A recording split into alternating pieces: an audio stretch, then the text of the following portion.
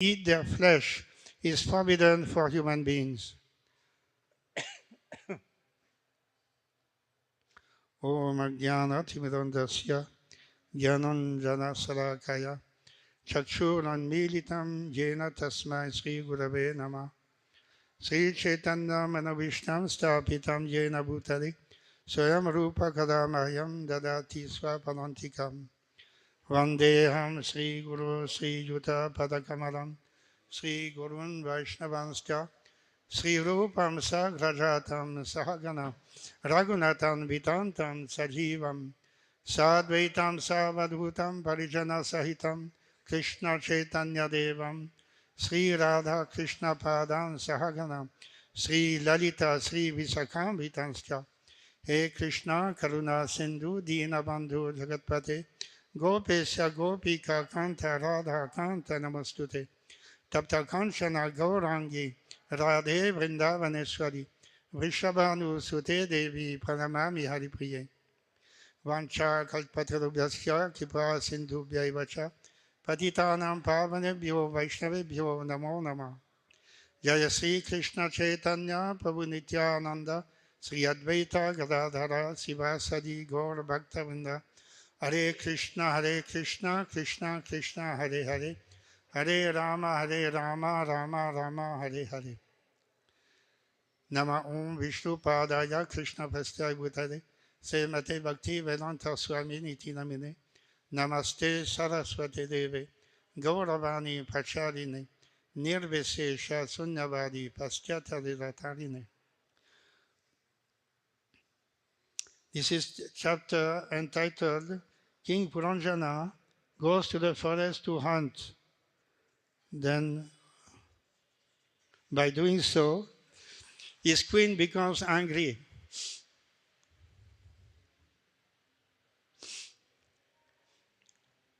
So in the earlier chapter, it was seen that King Puranjana, the master of the body, the 9 gates of the body, he had accepted a wife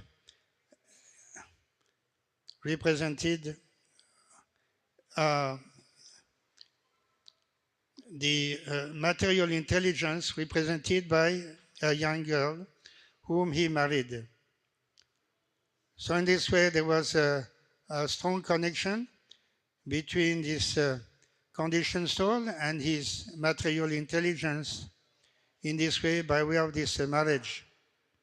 So this is the position of all the conditioned souls, that we have 2 types of bodies, one gross body constituted of various limbs, and Navadvara, 9 gates.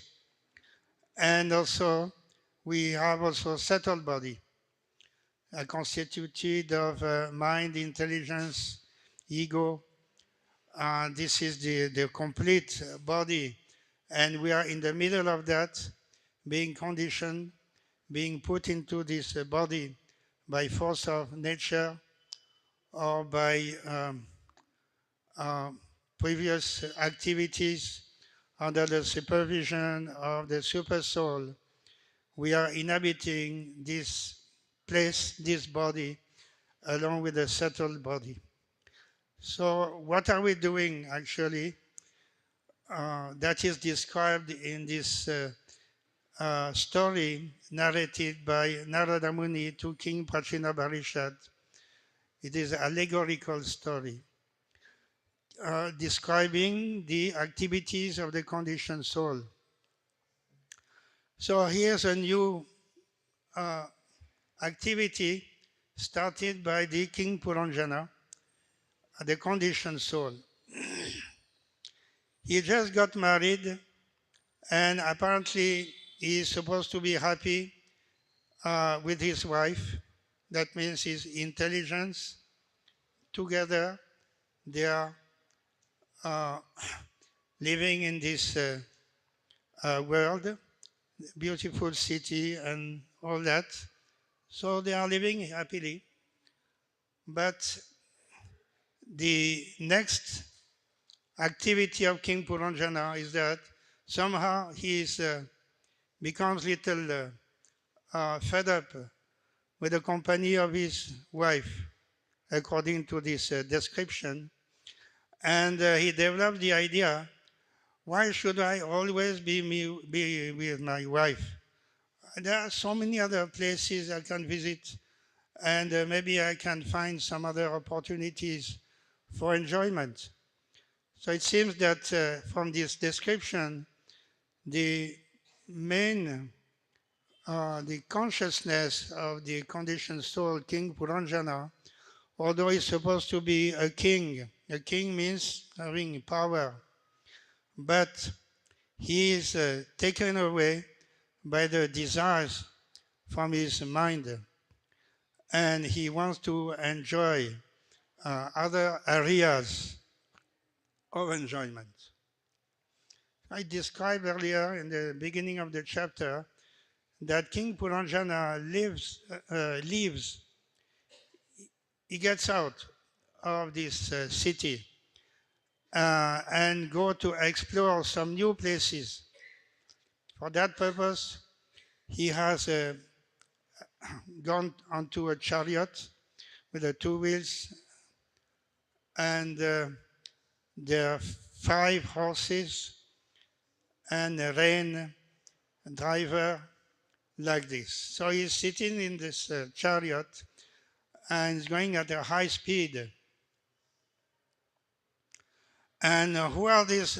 What are these horses according to this description? It is allegorical description, as we find also in the Upanishads, and that these 5 horses represent the 5 knowledge acquiring senses.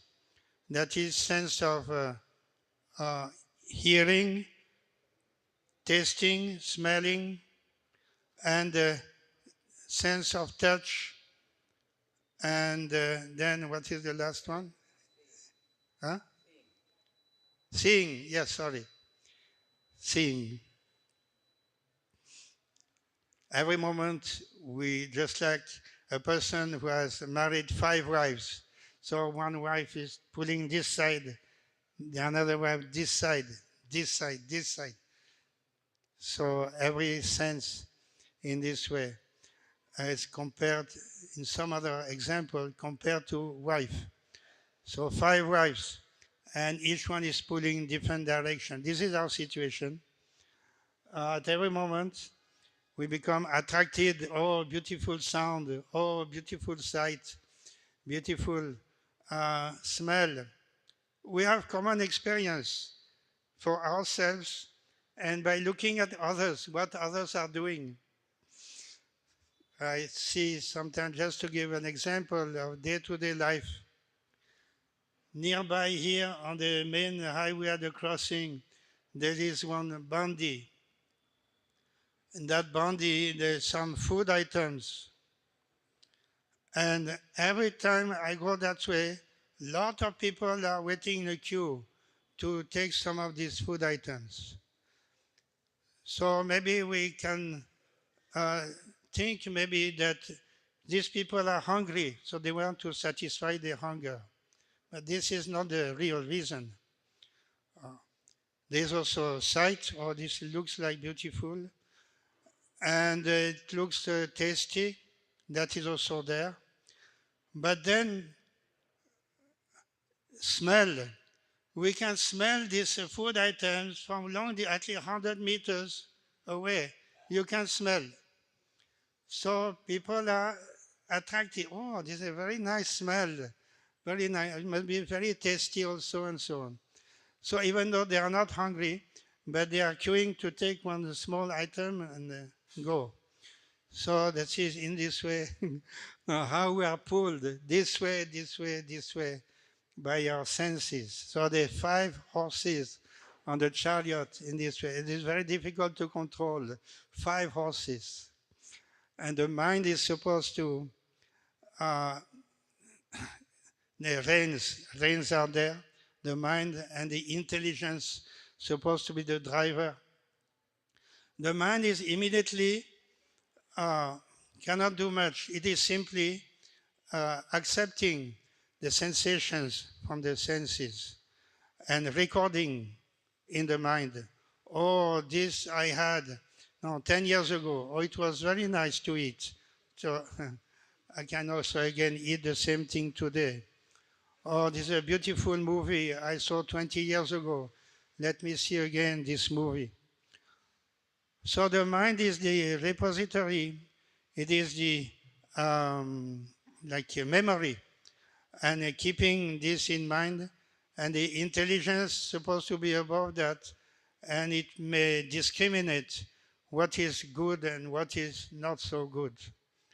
Earlier I was mentioning how to differentiate between mind and intelligence. Sometimes we are bewildered. What is mind? What is intelligence? You go on top of a building, you just walk around on the top of the building, then mind will look down. Now you jump. Mind is telling you jump. Intelligence, no, no, don't jump. That is intelligence. Working in opposite manner, discriminating what is good and what is not good. So the intelligence is supposed to be like this, but sometimes intelligence is also very weak and cannot discriminate properly. So that's why needs education. That's why children are sent to school from an early age, so that intelligence should be properly directed in a particular manner. So these sense objects, senses, mind, intelligence, the spirit soul, in this way there's a gradation of power. In the Bhagavad Gita, Lord Krishna says that Indriyani paranyavur indriyabhya param manaha manasastu para buddhir yo buddhi paratastu saha. The working senses are superior to dull matter. Mind is higher than the senses. Intelligence is still higher than the mind, and the soul is even higher than the intelligence. So the senses, indriyani paranyahur, Bhagavad Gita, Lord Krishna tells Arjuna. But in the purpose, Srila Prabhupada quotes from the Kathopanishad. Kathopanishad, Prabhupada writes, there is a similar passage in which it is said that the objects of sense gratification are superior to the senses. The sloka said the senses are superior to the objects of the senses. Lord Krishna tells Arjuna. But Kathopanishad and some other Upanishad and also Mahabharata say that the objects of the senses are superior to the senses. So we just wonder, what is the real truth? It is very difficult. But then I was reading from Baladevi Devbhushan, his commentary on the sloka. He says, how to reconcile apparently two contradictory statements. He says that because the objects of the senses are stronger than the senses, they call for the sense, please come here, please come here. The object of the sense, the object of sense gratification, they are calling us. And in this way, our sense, Jnanendriya, they are going in that direction because we are attracted to that particular sense object. Therefore, in this description, the sense object is stronger than the senses. So that is how the Upanishad is mentioning like that in a somewhat different manner. And this is actually very interesting as if we if we look into ourselves, how we are acting, how we are feeling, and so on, which is stronger? Our senses are stronger or the sense objects are stronger? So we can, by self-examination, we can see that most of the time we are just simply attracted. Our senses are attracted, and the mind is passive. Intelligence is not sufficiently educated, and the soul, the poor soul, the passenger of the chariot, simply going here and there without any restriction, practically speaking. The soul is aloof from the activities of the material world. It's supposed to be pure, but it is forced to sit down in this chariot and it's going here and there. That is the position of the soul. So unless there's a complete remedy to the situation, and what is the remedy? Lord Krishna says that Daivi Hiesham Gunamayi, Mama Maya Dulatyaya, Mamevaye Prabhadyante, Maya Metam Talantite. And the solution is given in the Bhagavad Gita. Lord Krishna says that very clearly that this Maya or the sense objects are very strong. And this is my Maya, Mama Maya Dulatyaya. It doesn't belong to something else. It is not just an ordinary force of nature. Just like the scientists, they are thinking, oh, we are very strong, we are very intelligent, we have PhD, we have so many experiences in scientific investigation, so we can investigate all these sense objects and we can find a solution, remedy, and we can utilize all these discoveries by improving our living conditions. But Krishna said, Mama Maya, these sense objects belong to me. How can you try to analyze something belonging to Krishna like this so easily? It is not simply nature. It is not simply outside and we can catch it, analyze, find a property and move in this direction like this to improve our condition. No. Mama Maya, it belongs to me. Therefore, Mama Maya, Duratyaya, you cannot overcome. That is Krishna's Maya. Mamevaye Prabhadyante Maya Metam Talantite. Fortunately, there's a solution to that, and that is by surrender. We have to understand Lord Krishna to be the source of everything. He is the actor behind every act, and he is the friend of everyone. So if we, in this way, understand Lord Krishna to be the objective of life, we will be able to understand our position. We are eternal servants of Krishna. So our position is simply to render service to him. And by doing so, this Mama Maya Dulatyaya, that will be conquered by my mercy, Krishna said. Mam eva ye prabhadyante maya metam talantite. That can be overcome. So not by scientific research, but by surrender unto Krishna, we can actually find a solution to all the problems of life, this condition life, where at every moment we are dragged, we are pulled in all different directions, for worse or for better, but without discrimination, we are simply going down and down. So that is the situation of the Puranjana, who has not understood, not educated in Krishna consciousness. He is simply living and trying to experience all the pleasures of life. He already has married one wife, but he is not satisfied. He wants to experience more and more different types of sense pleasures. So in this way, he's going outside and being taken in this way by these senses towards the sense objects. So that is the position of King Puranjana. Hunting, Prabhupada give example of hunting.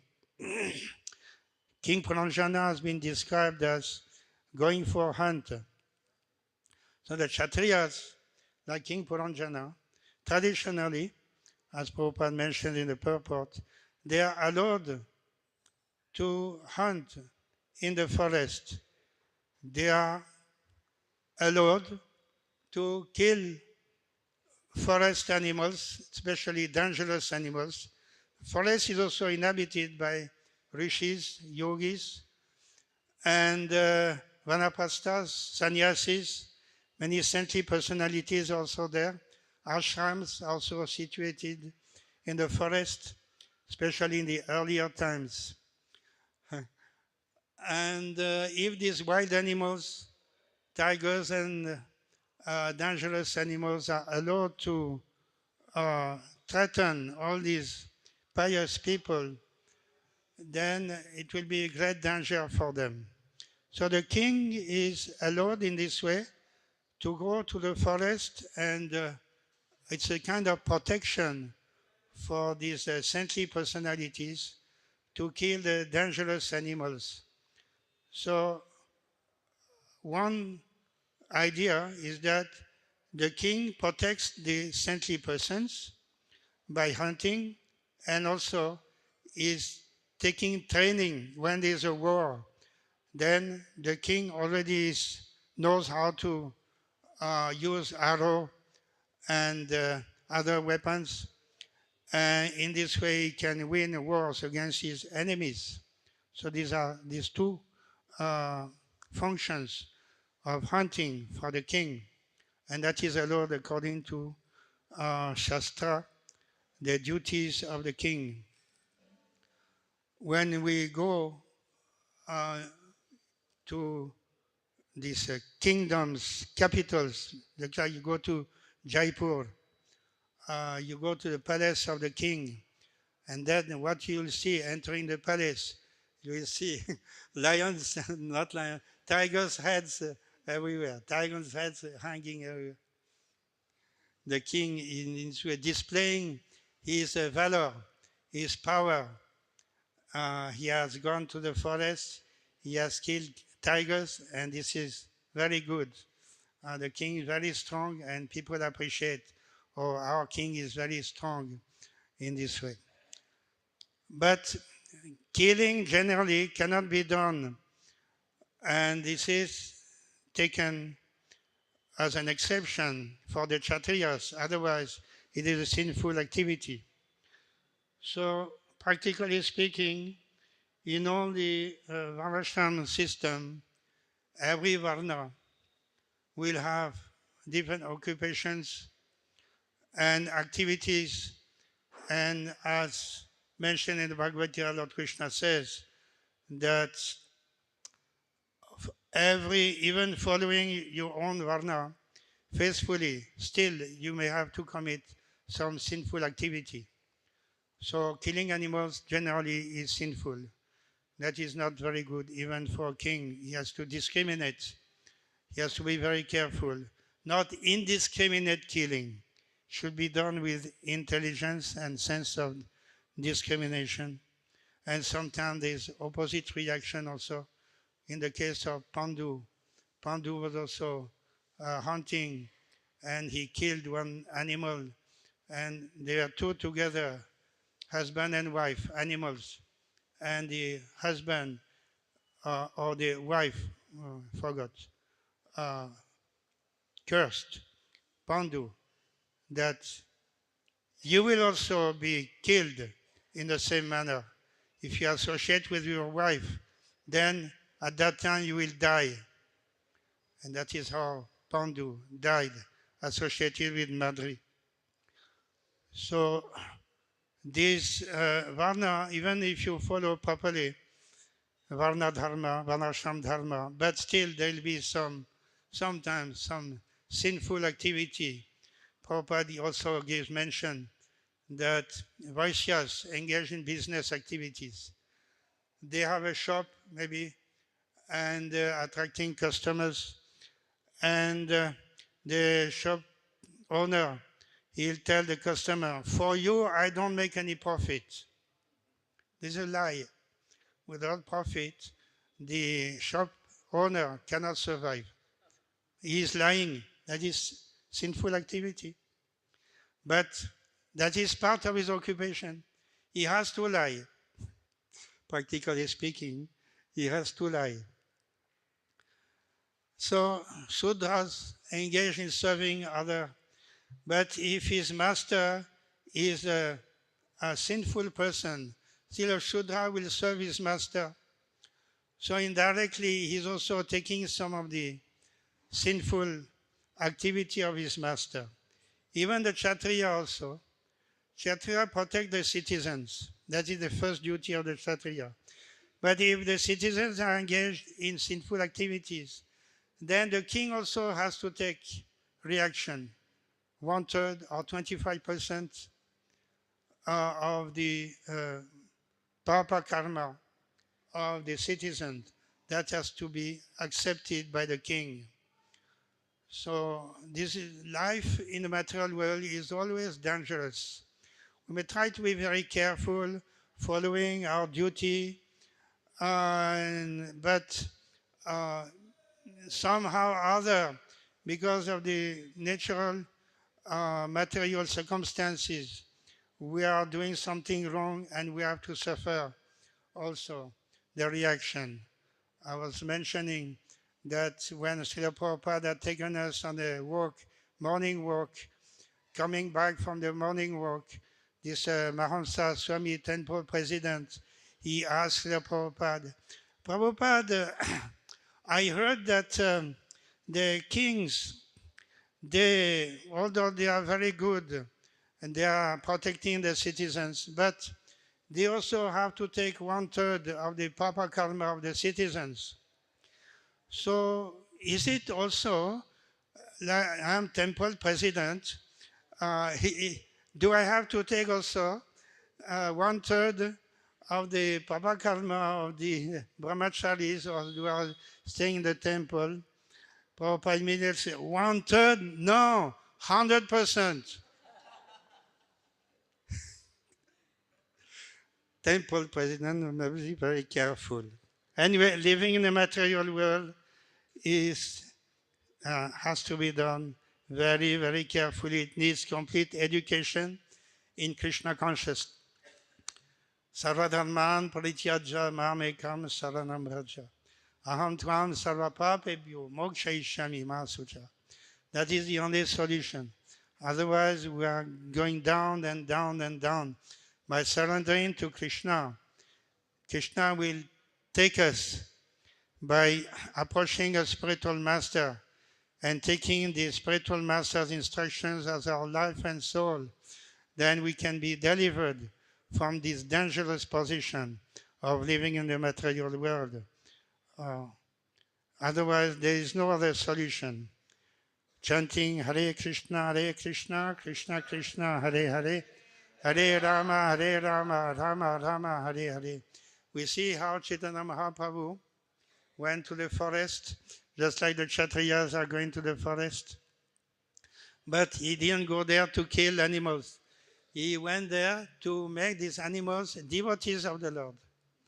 Vaishnavas, tigers, and other dangerous animals, snakes, and they all became devotees of the Lord by participating in the Nam Sankirtan of Lord Chaitanya in the forest of Jarikanda.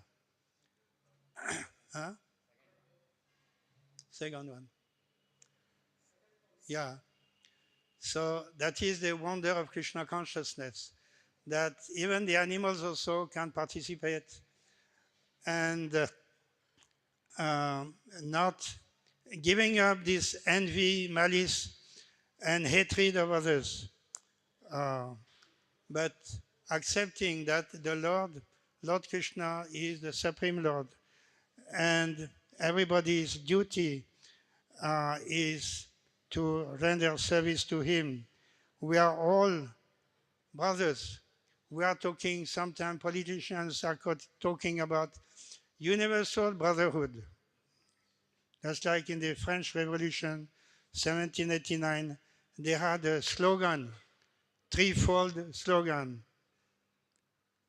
Uh, Liberty, equality, fraternity. Threefold slogan, political slogan. So people thought, oh, this is very good, very good. Liberty, yes, I want to be free. Equality, oh, why not? No problem. Fraternity, all right. Brotherhood. So universal brotherhood is also, now we hear these politicians, they are also trying to attract the people by this slogan. But these political slogans have no value unless they are based on a spiritual platform. As long as we do not understand who is the common Father, how can we consider ourselves, all of us, to be brothers? Because this universal Father, we are universal brothers. Otherwise, it doesn't make any sense. Otherwise, the consideration is that we are all living independently. You have your own life, you have your own life, everybody has his own life. How can there be universal brotherhood? Animals, they have their own lives, trees and plants. So it has to be based on a spiritual understanding that Krishna is the Father and we are spirit souls. We are the progeny of Lord Krishna. Mama Evamsa Jiva Loke Jiva Bhuta Sanatana. That is the understanding. So Krishna consciousness is only solution to establish universal brotherhood, not only among human beings, but also amongst animals, as exemplified by Sri Chaitanya Mahaprabhu. Animals also can participate. So that's why Haridas Thakur was telling Lord Chaitanya Mahaprabhu, there are three ways of chanting Hare Krishna. You can chant silently, you can chant by moving the lips up and down, hearing for yourself, and you can chant loudly. So the best, Haridas Thakur was telling that if you chant loudly, then the benefit will also go to everyone else.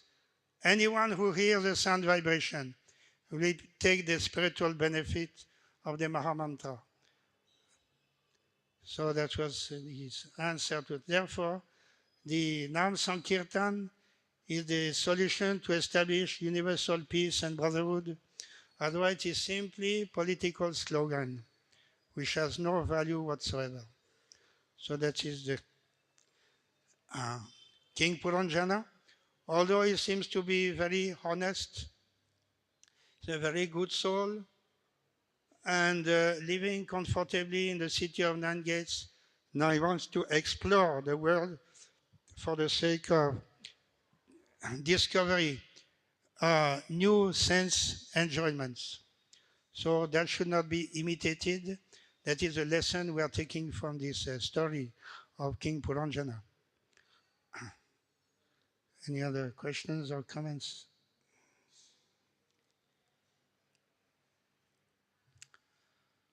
Hare Krishna, Srimad Bhagavatam ki jai. Prabhupada ki jai.